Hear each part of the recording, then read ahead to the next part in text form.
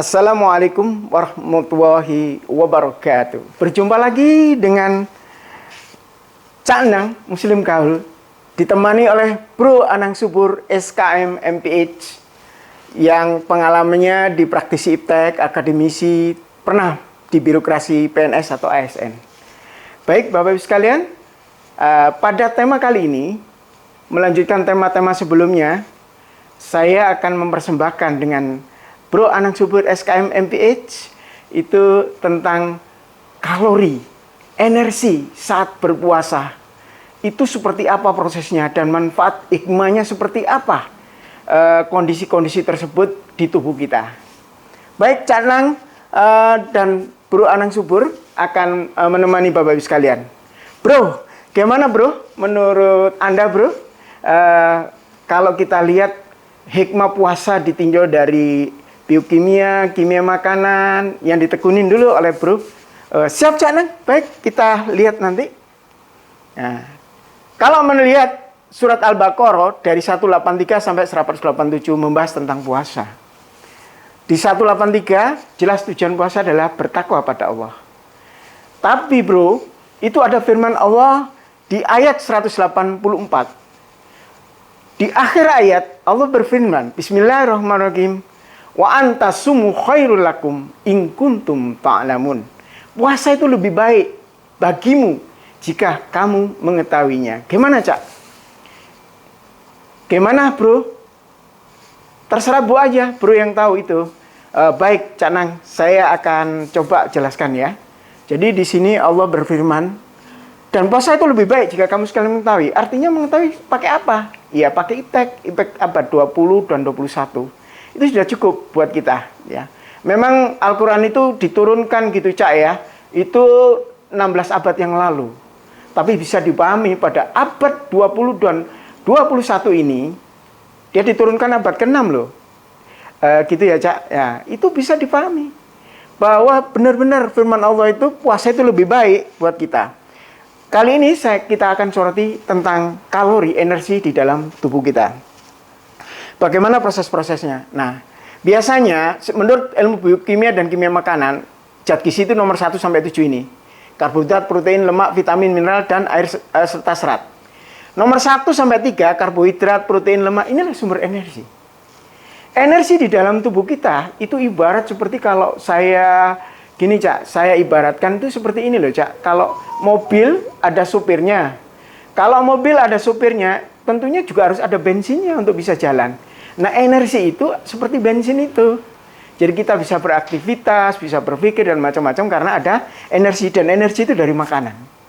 Nah, makanan kita olah di dalam tubuh kita dalam bentuk-bentuk molekul. Kita lihat ya.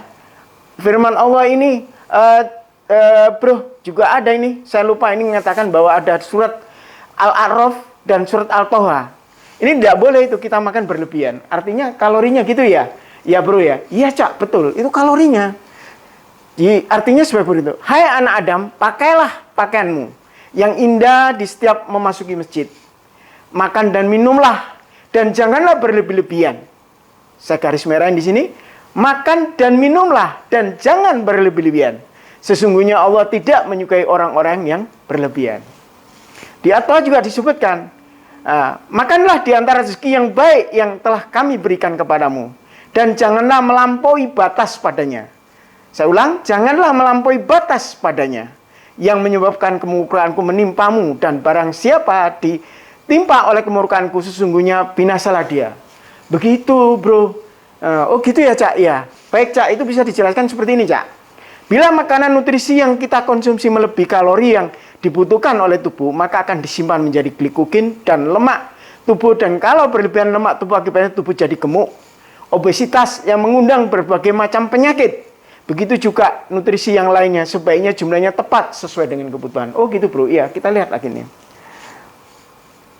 Seperti diketahui Cak. Baik bro, gimana? Tubuh manusia itu dibentuk oleh sistem, organ, jaringan, sel, molekul, dan atom. Ini iptek abad 20 sudah menyebutkan seperti ini. Disusun oleh atom dan molekul. Dari mana itu energi kita? Dari molekul-molekul nutrisi tadi. Bagaimana menyusul sel tubuh? Dari molekul-molekul tadi. Kita lihat ya bro. Nah, kita lihat ya, Bro, gimana penjelasannya? Gini, Cak. Di ITEK abad 20 ini, di samping ada kalori, aktivitas sel, jaringan, organ, kegiatan sehari-hari manusia dalam hidupnya.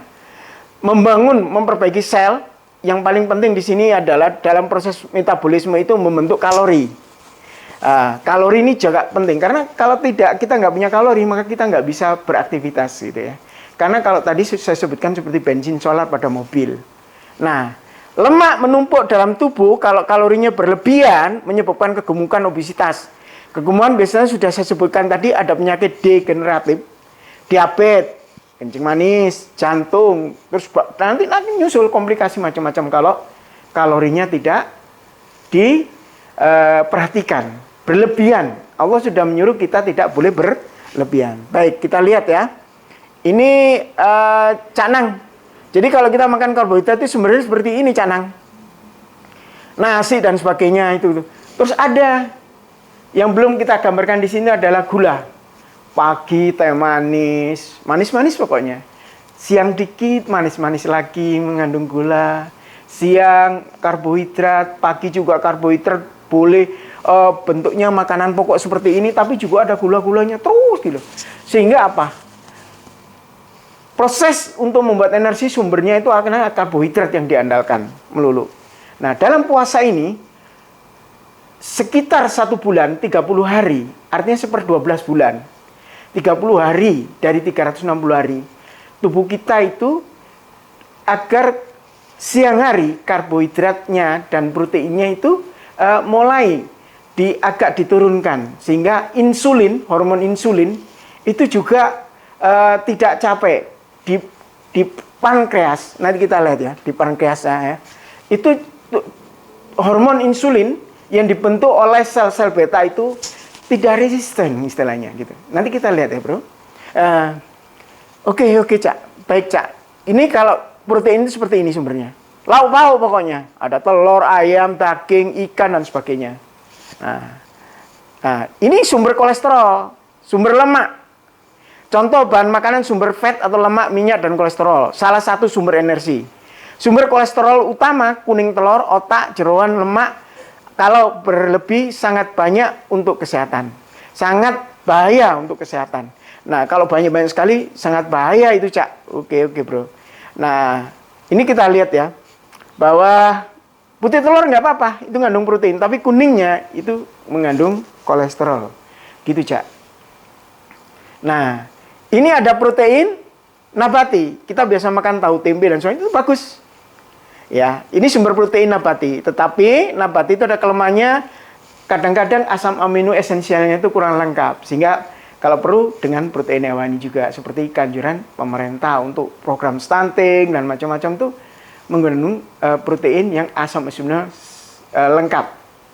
Nah, yang menarik itu kalau protein di tempe atau kedelai ini dicampur dengan beras, antara asam amino, lisin dan leusin itu saling melengkapi, sehingga proteinnya juga akan lengkap esensialnya. Ini nanti kita bahas lebih lanjut, Bro ya. Betul-betul, Cak. Nah, ini sumber vitamin dan mineral yang saya sebutkan tadi, yaitu sayur-sayuran dan buah-buahan. Sayur-sayuran hari-hari ini yang kita makan. Ada kangkung, bayam, wortel, ya. Ada ketimun, kecamba, dan seterusnya, dan seterusnya. Sayur-sayuran itu mengandung itu semua. Sumber vitamin dan mineral. Termasuk buah-buahan. Ini contoh-contoh buah-buahan. Dan sayuran itu mengandung itu. Bahkan di surat Al-Anbiya itu, Bro, itu ayat 8. Allah berfirman. Yang artinya, bukan kami jadikan mereka tubuh yang tiada makanan, dan bukan pula mereka itu kekal abadi. Jadi sumber energi juga jadi makanan gitu. Nanti kita lihat bagaimana pengolahan di dalam tubuh kita. Nah, kita lihat. Ini proses pencernaan. Makanan dicerna di metabolisme. Diambil energinya atau disintesa untuk kebutuhan tubuh, protein tubuh kita. Nah, menyusun mengganti molekul tubuh itu untuk sintesa. Energi itu bergerak. Sisanya itu dibuang melalui tinja, urin, keringat, dan lain-lain. Nah, ini melalui reaksi kimia, melibatkan enzimatik dan hormonal. Jadi di dalam tubuh itu ada sistem enzimatik, hormonal, dan sebagainya. itu luar biasa. Subhanallah. Laqad khalaqnal insana fi ahsani taqwim. Kalau kita makan masuk mulut, masuk kerongkongan. Kerongkongan masuk ke lambung. Terus nanti ada pankreas juga ikut mengeluarkan hormon-hormon insulin, usus besar menyerap, usus halus dan sebagainya, sisanya di anus dan rektum. Dalam proses pencernaan, hati, hepar itu juga, empedu juga memegang peranan untuk emulsi lemak dan sebagainya untuk metabolisme. Baik, bro. Gimana lanjutnya, bro? Gini, Cak.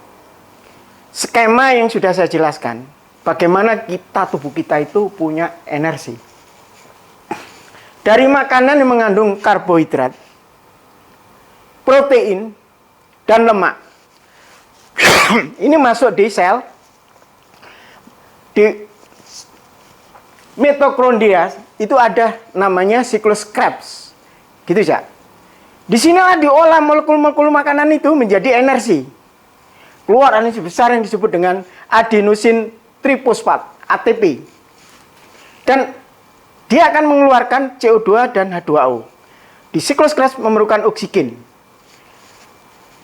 Profesor Ahmad Zaini ini sangat hebat, bisa menggambarkan secara sederhana bagaimana energi itu diambil. Kita lihat, sehari-hari kita itu makan karbohidrat, glukosa dan macam-macam itu masuk jadi asam pirufat baru di siklus Krebs. Protein asam amino, lauk pauk tadi juga sama, jadi asam amino glikogenik namanya, masuk jadi glukosa, asam pirufat masuk siklus Krebs. Nah, asam amino ketogenik ini tidak berperan di dalam energi. Sedangkan lemak tubuh kita atau lemak dari makanan yang kita konsumsi ini diolah jadi asam lemak, diolah lagi jadi asetil koenzim A, masuk ke siklus, jadilah energi. Dengan bantuan oksigen, maka sekresinya mengeluarkan CO2, tentunya melalui pernapasan, H2O bisa keringat, bisa urin. Itu kira-kira, Cak, luar biasa kan tubuh kita? Iya. Jadi makanan itu seperti ini. Pada saat puasa, siang hari, jadi 365 hari, hanya 30 hari, atau 1 bulan itu ada dalam 1 tahun itu 12 bulan. Sehingga 1/12 bulan, atau tepatnya 4 minggu ya, 4 minggu atau 30 hari, itu tubuh kita oleh Allah, jangan sampai pulau-pulau Langerhans yang ada sel-sel betanya itu jadi resisten, kapok begitu loh, bro. Setahun, setiap hari kita makan gula, maka insulin berperan dikeluarkan, sereksikan. Terus begitu, lama-lama bisa capek, bisa resisten. Jadi cepat jadi diabetes tipe 2. Nah, itu tipe 2 itu nanti kita bahas lebih dalam lagi. Jadi itu kondisinya seperti ini, bro. Ini itu tiap jam kita selalu kayak gini. Belum pernah kita memanfaatkan lemak itu secara baik gitu. Kalau ini masih banyak, ya ini yang dimanfaatkan. Nah, waktu puasa siang hari, paling tidak kalori pada siang hari, karena nggak ada intake makanan, maka yang dipakai adalah lemak tubuh kita. Sehingga lemak-lemak yang mungkin juga ada di pembuluh darah itu, yang mulai membuat plat-plat baru itu nanti disedot semua untuk jadi energi. Dan lemak-lemak biasanya di wajah ya, kelihatan keriput kalau habis puasa gitu. Otot-ototnya dan macam-macam. Nah, itu semua, gini, Cak, itu semua akan di jalur ini akan diaktifkan, difungsikan. Sehingga tubuh kita ngerti bahwa ada alternatif selain ada jalur ini. Ya. Kalau jalur mudik kan ada jalur alternatif itu, Cak, ya, bro. Nah, ini juga ada jalur alternatif kita untuk memperoleh energi. Luar biasa kan hikmahnya? Oh, luar biasa. Itu bisa kita bahas secara detail di YouTube channel Cak Nang nanti, ya. Itu detail, pelan-pelan bisa kita lakukan. YouTube untuk TikTok itu dibandingkan YouTube, itu TikTok itu waktunya sedikit. Jadi ya kita garis besar aja. Nah, ini proses energinya. Di siklus Krebs itu mengeluarkan energi namanya ATP. Dan itu nanti dirubah menjadi ADP mengeluarkan asam fosfat. Terus muter seperti ini.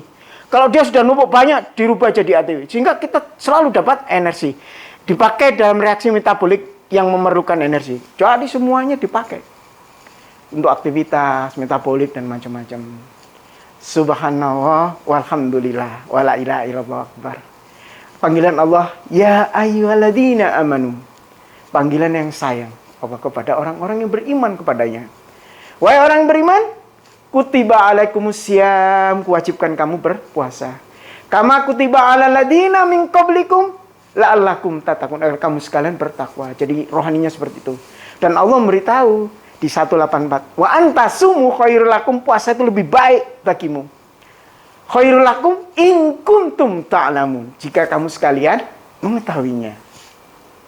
Jadi kalau kita tahu bahwa siklus Krebs itu begitu rumitnya, ya, rumitnya seperti ini secara biblis, luar biasa kan di tubuh. Selama ini kan kita cuma makan-makan saja, nggak mempelajari secara biokimia, kimia makan. Body of knowledge itu bagus sekali untuk kita tahu betapa Allah laqad khalaqnal insana fi ahsani taqwim, kuciptakan manusia itu dengan ilmu biokimia kita bisa pelajari luar biasa kimiawinya kita di dalam tubuh kita. Dari makanan kita itu bisa memperoleh energi. Nah, ini juga siklusnya. Jadi kalau bisa disimpulkan, kalau kelebihan kalori yang berasal dari karbohidrat, protein, dan lemak itu bisa disimpan menjadi lemak tubuh. Kalau berlebih, gemuk, obesitas, tunggu aja. Mulai dari diabetes, kencing manis, jantung, komplikasi, dan berbagai. Karena penyakit dua itu luar biasa. Nah itu. Demikian kita kalau berpuasa di siang hari pada subuh, fajar sampai maghrib, pengendalian jasmani dan rohani. Ya, jadi seperti itu, Bro ya. Jadi kalau kita bisa ngelihat, itulah hikmah salah satunya tentang energi penggunaan di dalam tubuh saat puasa. Terima kasihnya, semoga bermanfaat. Kurang lebih mohon dimaafkan. Terima kasih. Wassalamualaikum warahmatullahi wabarakatuh.